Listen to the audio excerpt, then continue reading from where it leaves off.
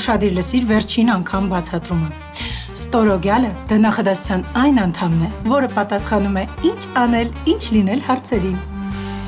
Լավ էլ ինկեր Աբովյան, առիթից օգտվում ձեռ եք առնում։ Ոնց կարա ինչ-որ նախադասության անդամ հարցերի պատասխանի, կարա պատասխանի։ Տղա ջան, ստորոգյալը նախադասության անդամ է, որը պատասխանում է ինչ անել, ինչ լինել հարցերին։ Հասկացար։ Օրինակ, նստել, կանգնել։ Վերընկի տեղդ, լիպո։ Դուք չասեցիք կանգնել, ես էլ կանգնեցի։ Հիմա շարժ նստիր ու լսիր, թե քեզ ինչ եմ ասում լիպարիտ։